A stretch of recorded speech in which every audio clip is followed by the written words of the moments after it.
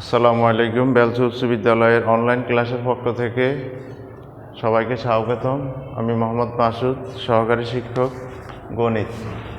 আজকে অষ্টম শ্রেণীর সপ্তম অধ্যায়ের সেট নিয়ে আলোচনা করছি।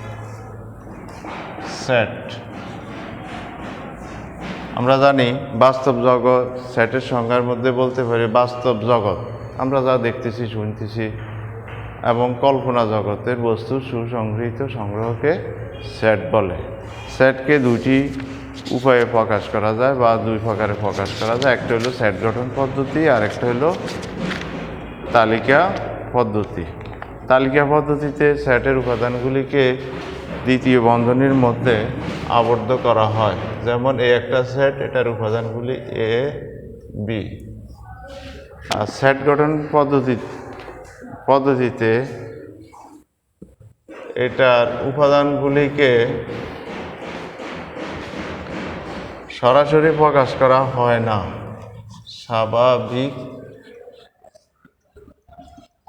সংখ্যা x10 এখানে উপাদানগুলি সরাসরি প্রকাশ করা হয়েছে। এটা তালিকা পদ্ধতি। এই উপাদানগুলি প্রকাশ করার সময় কমা চিহ্ন ব্যবহার করা হয়েছে এবং দ্বিতীয় বন্ধনী। এটা তো দ্বিতীয় বন্ধনী ব্যবহার হয়েছে, কিন্তু উপাদানগুলি সরাসরি নাই। কিন্তু উপাদানগুলি বাহির করার বা দেখার একটা শর্ত দেওয়া থাকে, শর্ত জুড়ে দেওয়া হলে। এখানে শর্ত হলো কি, এটা হইতে হবে স্বাভাবিক সংখ্যা এবং জোড় সংখ্যা আর 10-এর থেকে ছোট। আমরা জানি 2, 4, 6, 8 এগুলো স্বাভাবিক জোড় সংখ্যা যা 10-এর থেকে ছোট। এরপরে সসীম সেট, যেই সেটের উপাদানগুলি গণনা করা যায় সেটা সসীম। আমরা যদি সি একটা সেট বলি আর উপাদানগুলি এভাবে ডট চিহ্ন দিয়ে দিলাম, অসীম, অর্থাৎ এটা গণনা করা যায় না। আর ফাঁকা সেট, সেটের যখন কোনো উপাদান থাকবে না তখন এটা ফাঁকা সেট। ফাঁকা সেটকে এইভাবেও প্রকাশ করা যায়, এভাবেও করা যায়। ভ্যান চিত্র, জন ভ্যান একজন গণিতবিদ, তার নাম অনুসারে এই চিত্রের নাম দেওয়া হয়েছে ভ্যান চিত্র। এটা কখনো আয়তাকার, বর্গাকার বা বৃত্ত বিশিষ্ট, একাধিক বৃত্ত বিশিষ্টের মধ্যে এইভাবে প্রকাশ করা হয় এবং গাণিতিক সমস্যার সমাধান করা হয়। এরপরে আসি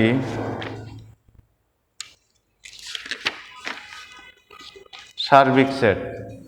আমরা যেই সেটগুলি নিয়ে আলোচনা করতেছি, এই আলোচনাধীন সেটের সবগুলি উপাদান নিয়ে হলো সার্বিক সেট। যেমন অষ্টম শ্রেণীর ছাত্রছাত্রী, এখানে ছাত্র আছে, ছাত্রী আছে, সকল সেট।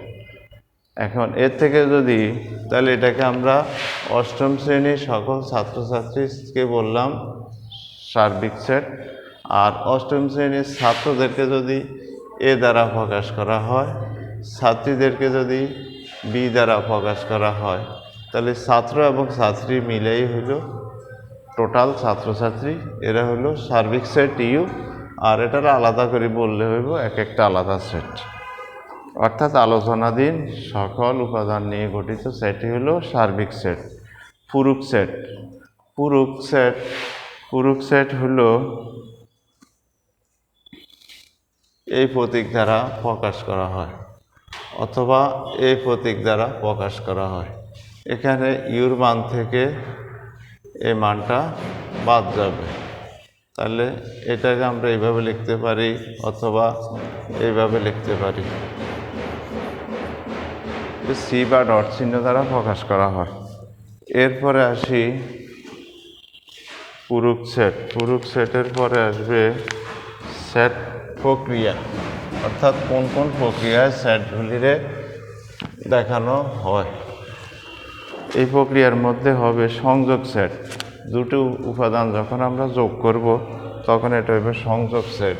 যেমন এ ইউনিয়ন বি, এখানে এটা মনে করো এ, এটা মনে করো বি, তাহলে হইতেছে এ বি, এটাই সংযোগ সেট। কমন আনকমন সবগুলি উপাদান নিয়ে গঠিত সেট হইবে সংযোগ সেট। এরপরে আসো স্যাডো সেট বা ইন্টারসেকশন। এখানে মনে করো এর উপাদানগুলি হলো এ বি, আর এটার উপাদানগুলি মনে করো বি সি। তাহলে কমন কি আছে? বি। অর্থাৎ এখানে শুধুমাত্র কমন উপাদানগুলি নিয়ে গঠিত হবে স্যাডো সেট। তারপরে নিচ্ছেদ সেটের যখন কোনো উপাদান থাকবে না তখন এটা নিচ্ছেদ। মনে করো এই একটা সেট, এটার কোনো উপাদান নাই। অর্থাৎ দুটি সেটের মধ্যে যদি কোনো কমন উপাদান না পাওয়া যায় তখন এটা হবে নিচ্ছেদ। এবার অনুশীলনে 10 নম্বর অনুশীলনের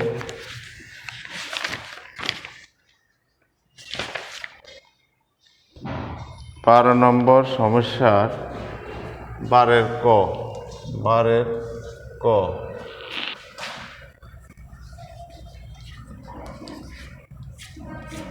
7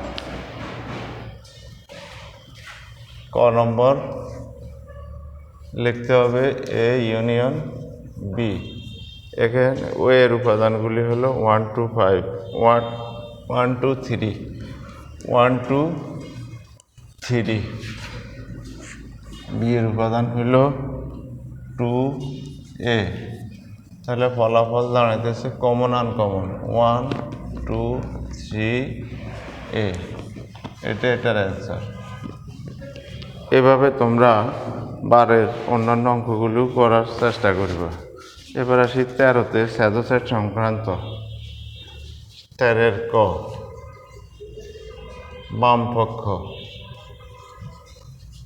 বাম পক্ষটা দাঁড়াইতেছে এ ইন্টারসেকশন বি। এখানে এর উপাদান হইল 1 2 5 1 2 5। বি এর উপাদান হইল 2 4 7। তাহলে আমরা ফলাফল দাঁড়াইতেছি কি এখানে কমন উপাদান আছে মাত্র 2।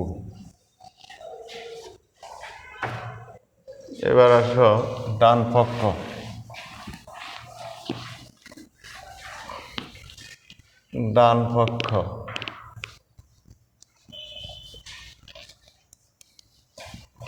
ডান পক্ষে হইতেছে বি ইন্টারসেকশন এ। বি এর উপাদান 2 4 7। এর উপাদান হইতেছে 1 2 5।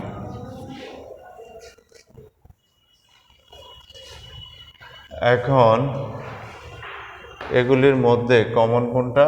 2। তাহলে আমরা দেখলাম ডান পক্ষের ফলাফল হইতেছে 2, বাম পক্ষে। তাহলে আমরা লিখতে পারি অতএব বাম পক্ষ সমান ডান পক্ষ। A intersection B equal B intersection A দেখানো হলো। এভাবে তোমরা 13 নম্বরে অন্যান্য অঙ্কগুলিও করার চেষ্টা করবে। সবাইকে ধন্যবাদ। আগামী ক্লাসে আবার দেখা হবে। আল্লাহ হাফিজ।